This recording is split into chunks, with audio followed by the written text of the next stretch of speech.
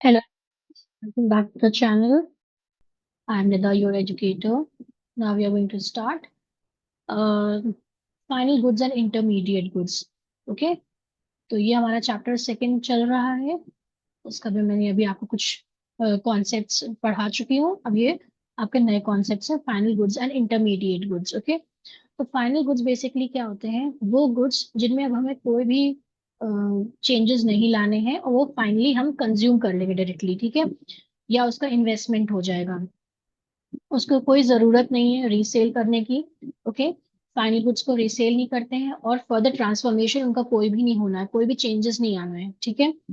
तो ये हो गया आपका फाइनल गुड्स। इंटरमीडिएट गुड्स जिसमें कुछ ना कुछ आपको चेंजेस लाने हैं। फॉर एग्जांपल, अगर आपने जो है कोई क्लॉथ लिया है तो वो क्लॉथ को आपको जैसे लेना है, उसको चेंजेस लाने हैं उसमें ना, उसको सिलाई करानी है, तब वो फाइनल प्रोडक्ट बनेगा और फिर वो कंज्यूमर उसको कंज्यूम करेगा। तो ये होता है intermediate goods in layman language. Okay, all things that satisfy human wants are called goods on the basis of end use of goods. कोई भी चीज का जो एंड यूज होता है उसके बेसिस पे ही हम क्लासिफाई करते हैं कि वो फाइनल गुड है या इंटरमीडिएट गुड्स है। कुछ गुड्स होंगे वो हम उसको फाइनल गुड्स कंसिडर करेंगे, but at the same time अगर उसका हमें एंड यूज पता कुछ और चल रहा होगा तो हम उसको इंटरमीडिएट गुड्स करेंगे। अभी हम आगे एग्जाम्पल्स में भी इसको पढ़ेंगे। Final goods refer to those goods which are used either for consumption और फॉर इन्वेस्टमेंट। मैंने आपको पहले बताया था कि वो कंजम्पशन के लिए ही या तो यूज हो रहे हैं फाइनली, मतलब वो इतना रेडी है कि आप सीधे उसको कंज्यूम कर सकते हो। जैसे आप बाजार में जाते हैं, मार्केट में जाते हैं, आपको एक प्रोडक्ट तैयार मिला होता है शॉप पे, ठीक है, आपने उसको सीधे लिया, उसको कंज्यूम कर लिया, ठीक है। या कोई भी ऐसी प्रोडक्ट जिसको हम इन्वेस्टमेंट के तौर पे यूज कर रहे हैं, ठीक है, तो वो क्या हो जाएगा आपका final good. Final goods include goods purchase by a consumer household as they are meant for final consumption, like milk purchase by household. For example, हमने बाजार में जाके बाहर से मिल्क खरीदा तो वो हमारा क्या है, उसको हम कंज्यूम करेंगे, उसको रीसेल नहीं कर रहे हैं, उसको दोबारा जाके बेचेंगे नहीं। तो जब हाउस होल्ड ने खरीदा है वो मिल्क, तो वो हमारे लिए क्या हो जाएगा, final good. Goods purchase bye firms for capital formation. अब गुड परचेज कर रहा है, कौन परचेज कर रहा है, फर्म कर रही है। ओके, कोई बिजनेस कर रहा है, तो बिजनेस में किसी ने कुछ गुड्स परचेज करे या इन्वेस्टमेंट किया मशीनरी का, तो वो क्या हो जाएगा आपका फाइनल गुड। उसको करेंगे क्योंकि वो इन्वेस्टमेंट हो रहा है, आगे आपका प्रोडक्शन प्रोसेस में फर्दर हेल्प करेगा वो, ठीक है। तो फाइनल गुड बेसिकली क्या हो गए, those goods which are used either for consumption और फॉर इन्वेस्टमेंट। कंजम्पशन मतलब कोई भी सामान हमने लिया, उसको डायरेक्टली कंज्यूम कर लिया, उसको फर्दर हम आगे सेल आउट नहीं कर रहे हैं। और इन्वेस्टमेंट के पर्पज के रहेंगे, मशीनरी ले ली या लैंड ले लिया किसी इसके लिए, ठीक है, तो उसमें क्या हो जाएगा, वो हमको इन्वेस्टमेंट के तौर पे उसको देख रहे हैं, तो उसको हम कहेंगे final good. Expenditure on final goods purchase by house hold is called consumption expenditure, यानी कि जो एक हाउस होल्ड खर्च करेगा एक्सपेंडिचर फाइनल गुड पे, उसको हम कहेंगे कंजम्पशन एक्सपेंडिचर। वहीं पे जहां पे अगर कोई बिजनेस या फर्म जो है गुड्स परचेज करेगी, उसको हम कहते हैं by the producers is called investment expenditure. इन दोनों को कंबाइन करेंगे तो हम एक्सपेंडिचर ऑन फाइनल गुड्स मिल जाएगा। Got it here? It must be noted that final goods are neither resold. अब कोई भी हम सामान जो खरीदते हैं उसको हम रीसेल नहीं कर रहे हैं, nor use for any further transformation, और उसमें कोई अलग से ट्रांसफॉर्मेशन भी नहीं कर रहे हैं, तो उस प्रोसेस ऑफ प्रोडक्शन में, तो उसको हम कहते हैं फाइनल गुड। ठीक है, ये चीज हमें जरूर याद रखनी है। सॉरी। Now, intermediate goods क्या होते हैं? Intermediate goods refer to those goods which are used either for resale or for further production in the same year। यानी कि या तो हम उसको खरीदें और उसको दोबारा सेल आउट कर दें, ठीक है। फॉर एग्जाम्पल, एक शॉपकीपर ने मोबाइल खरीदा, ठीक है, उसके मोबाइल की शॉप्स थी, तो वो क्या करेगा, उसको रीसेल ही तो करेगा ना, तो वो क्या हो गया, उसके लिए इंटरमीडिएट गुड हो गया। कंज्यूमर ने आके वो मोबाइल खरीद लिया, वो उसके लिए क्या हो गया, फाइनल प्रोडक्ट हो गया, ठीक है, फाइनल गुड हो गया। और या वो कर रहा है for further production in the same year. Okay, intermediate goods includes goods purchase for resale like milk purchase bye dairy shop, goods use for further production like milk use for making sweets. अब हम milk को use कर रहे हैं क्या, sweets बनाने के लिए, या हमने शुगर खरीदी, अब शुगर को हम फर्दर प्रोडक्शन में क्या यूज कर रहे हैं, या तो उसके लिए मान लीजिए कोई चाय बेच रहा है, वो शक्कर को यूज करेगा, शुगर को यूज करेगा चाय बनाने के लिए।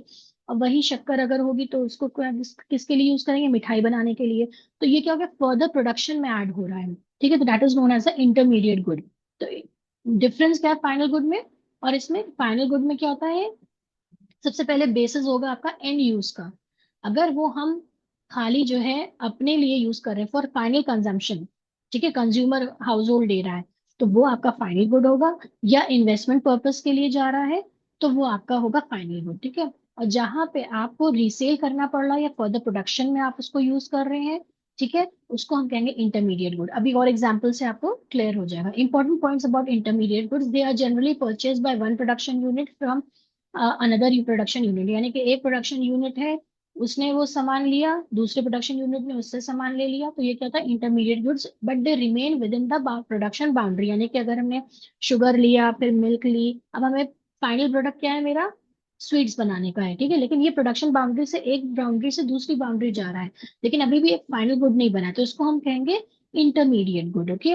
However, all purchases by one production unit from other production units are not intermediate purchase। हमेशा ये चीज नहीं होगी, डिपेंड करता है उसका एंड यूज क्या है। For example, purchase of building machinery etcetera are not intermediate purchases. तो अब जाहिर सी बात है, इतनी बड़ी कोई बिल्डिंग खरीदेगा, मशीनरी लाखों की खरीदेगा, तो वो इंटरमीडिएट परचेज नहीं है if they are not meant for resale. हाँ, जब उसको रीसेल पर्पज से नहीं यूज होता। आपके दो कंडीशंस है ना इंटरमीडिएट गुड में, कि रीसेल नहीं होना चाहिए, further production, as their value is not included in the value of final good.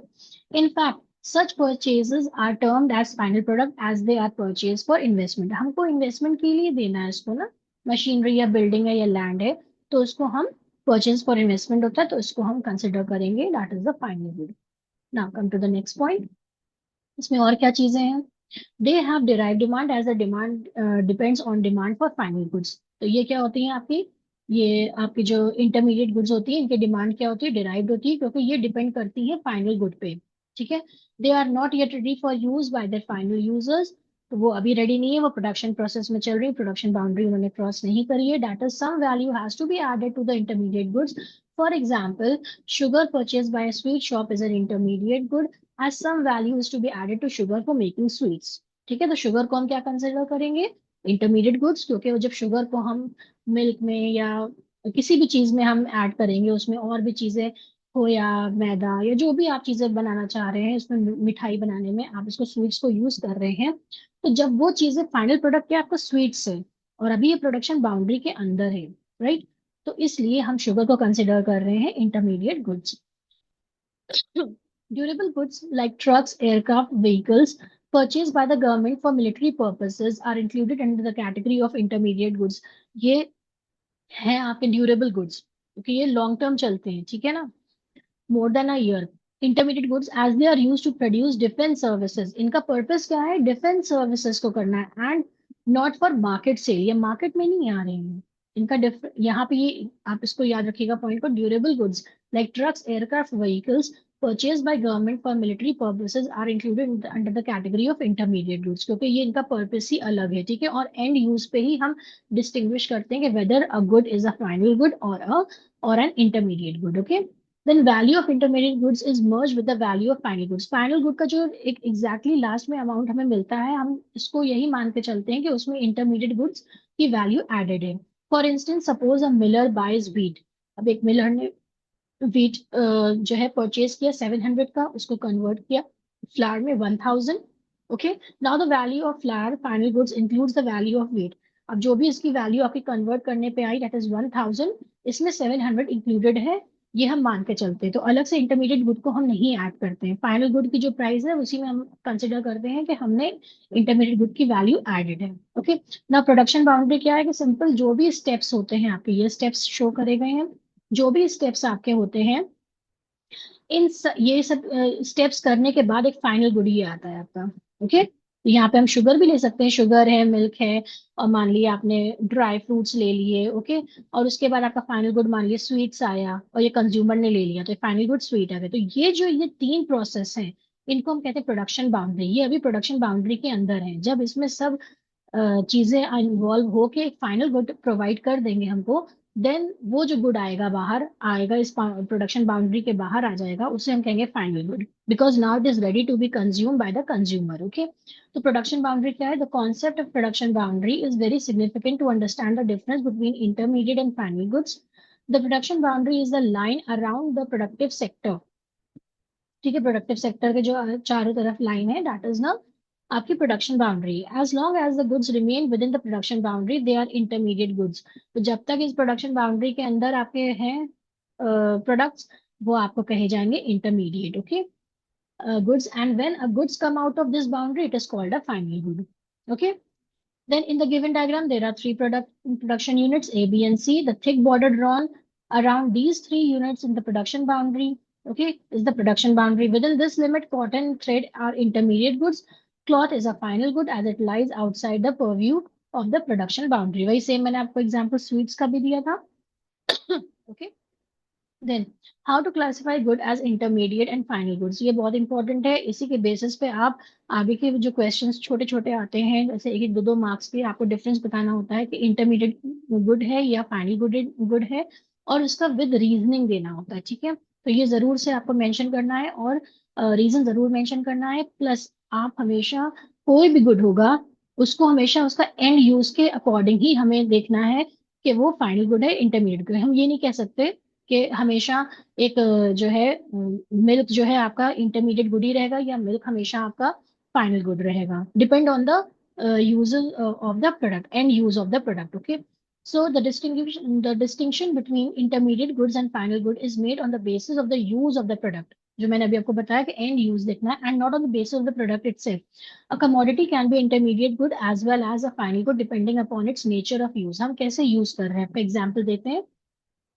For example, sugar is an intermediate good when it is used by sweet shop for making sweets. ये intermediate good है क्योंकि अभी ये production boundary के अंदर है, right?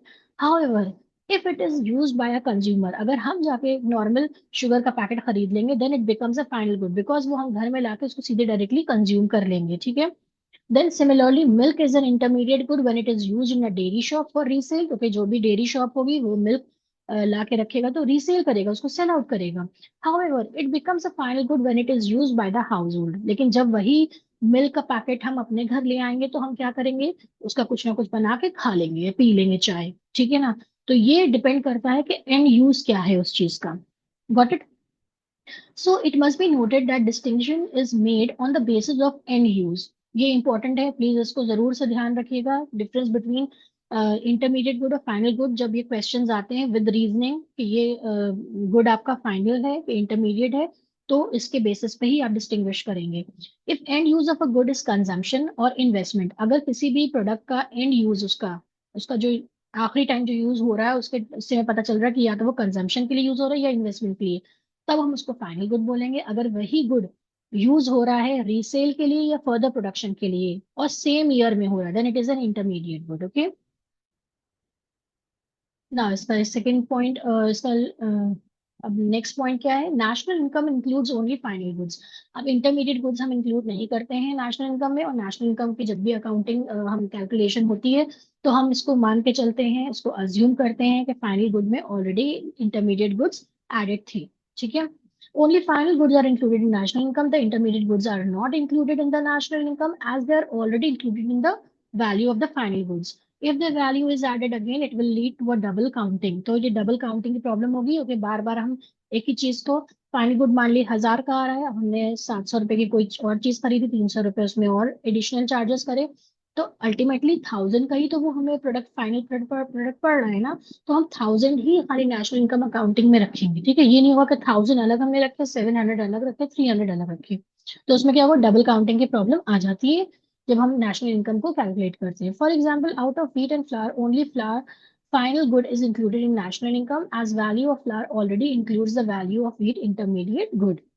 The distinction between final and intermediate good is required to estimate correct value of GDP, that is gross domestic product. In the absence of this distinction, GDP may be overestimated and may lead to a problem of double counting. तो अगर हम कोई हमसे आगे question ये पूछा जा सकता है कि why the value of intermediate good is not included, okay, और उसको अलग से क्यों नहीं हम वैल्यू करते हैं, बिकॉज यहाँ पे क्या होगा, it may over estimate and may lead to problem of double counting, या यहाँ पे आ जाएगा if their value is added again it will lead to double counting. Okay, ये सेम सिंपल सा रीजन है, 1 मार्क क्वेश्चंस आते हैं इस तरह के। Now, goods used up in the same year are intermediate goods. कोई भी गुड्स जो आपने एक साल के अंदर कंज्यूम कर लिए तो वो आपके क्या हो जाएंगे, इंटरमीडिएट गुड्स हो जाएंगे। और अगर कुछ थोड़े बच गए हैं, वो स्टॉक में आ गए हैं, तो वो फाइनल गुड हम कंसिडर करेंगे। अब इसका एग्जांपल पढ़ लेते हैं। It should always be remember that the intermediate goods are used up in the same year. Intermediate goods का क्या है, वो सेम ईयर में ही कंज्यूम हो जाते हैं। If they remain for more than 1 year, then they are treated as final goods. For example, suppose X limited purchases 10 tons coal in 2024 for making glasses. Okay, 10,000 के उसने टन्स के उसने purchase किया coal. Only 7 tons coal was use up. खाली 60 ton ही उसमें से 10 में से यूज हुआ, यानी कि 3 बचा हमारा stock. Now 7 tons coal will be taken as intermediate good because it is consumed within the same year, and remaining 3 tons coal will be treated as final goods and will be included in the national income. तो इस तरह के cases आपको अभी numerical portions में मिलेंगे, तो आप इसको थोड़ा सा अच्छे से माइंड सेट करके चलिएगा कि इसी तरह के क्वेश्चंस आएंगे जिसमें आपको ऐड करना है, सब्ट्रैक्ट करना है, यही सब चीजें आएंगी आगे। ना final good versus intermediate goods meaning है, final goods refer to those goods which are used either for consumption और फॉर इन्वेस्टमेंट, ये पहले बता दिया था। Then intermediate goods refers to those goods which are used either for resale or for further production in the same year. Same year है, okay? The nature, they are included in both national and domestic income में account हम इसको लेंगे, okay? और intermediate good में क्या करेंगे, हम इसमें इंक्लूड नहीं करते इंटरमीडिएट गुड्स फाइनल उसके नेशनल इनकम में, ओके? और डोमेस्टिक इनकम में।